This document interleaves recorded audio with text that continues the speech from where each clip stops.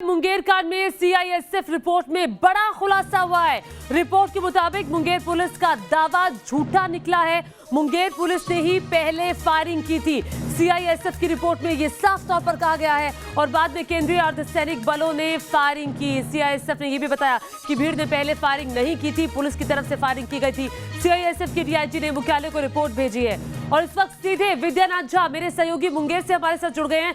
सीधे विद्या का रुख करती हूँ। विद्या, आपकी रिपोर्ट भी हमने देखी कि आखिर किस तरह से कल मुंगेर जलता रहा, बाइक को जलाया गया, आगजनी तोड़फोड़ वहां पर की गई। आखिर बड़ा सवाल विद्या ये खड़ा होता है कि दिन भर ये हिंसा वहां होती रही, पुलिस प्रशासन नाकाम रहा हिंसा पर काबू पाने में।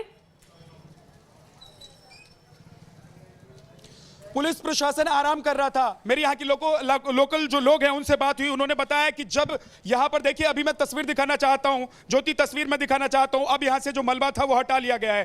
कल जो आगजनी हुई थी उसके बाद यहाँ पर मलबा पड़ा हुआ था, 2 गाड़ियां जली हुई थी, एक बाइक जली हुई थी और भी यहाँ पर तोड़फोड़ की गई थी, तो वो मलबा हटा लिया गया। लेकिन सवाल यही है कि जब लोग निकल गए थे सड़क पर, जब लोगों का गुस्सा फूट रहा था, जिस वक्त लोग काफी आक्रोश में थे क्योंकि लाठीचार्ज किया गया था, क्योंकि वो दुर्गा विसर्जन करने के लिए जा रहे थे, मूर्ति विसर्जन करने के लिए जा रहे थे, उस वक्त उन्हें रोका जा रहा था। उसके बाद लोगों का गुस्सा फूटा था और ये तस्वीर देखिए, अब यहां से जो ये मलबा और जली हुई चीजें उनको हटाने का काम चल रहा है। लेकिन सवाल ये है ज्योति कि आखिर पुलिस प्रशासन कहां था।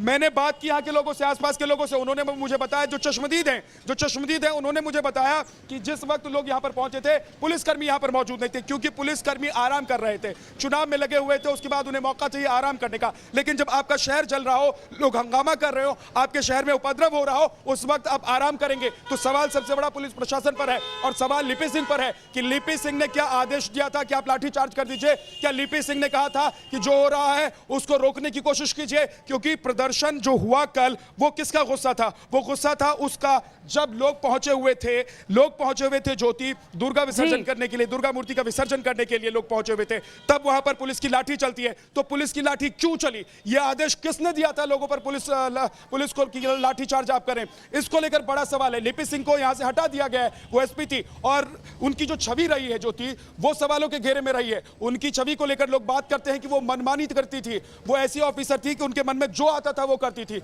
अगर मूर्ति विसर्जन में थोड़ा वक्त लग रहा था तो क्या पुलिस उसे सही तरीके से नहीं निपट सकती थी? आपने बहुत दुरुस्त सवाल उठाया। लिपि सिंह को लेकर भी सवाल उठ रहे हैं बार बार, जो कि उनकी कार्यप्रणाली को लेकर सवाल उठ रहे हैं। विद्या, सवाल तो नीतीश सरकार पर भी खड़ा होता है। अभी वो मौजूदा मुख्यमंत्री है, आखिर वो क्या कर रहे थे? वो अधिकारियों पर गाज गिरी, लेकिन बहुत देरी से, वो देरी को लेकर भी विपक्ष सवाल उठा रहा है।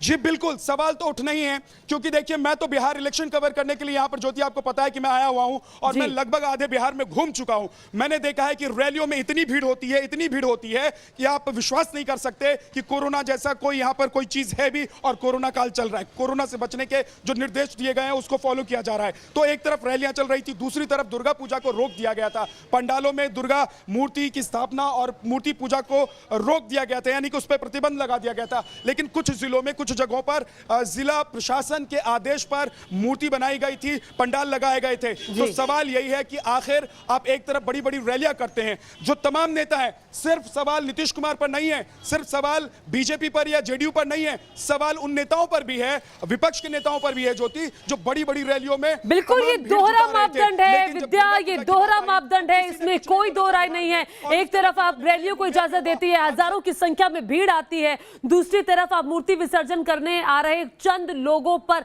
लाठियां चलाते हैं, गोली चलाते हैं। तो सवाल उठेगा कि आखिर मुंगेर को किसने जलाया? सीआईएसएफ की रिपोर्ट में साफ तौर पर कहा गया है कि सबसे पहले पुलिस की तरफ से गोली चलाई गई थी।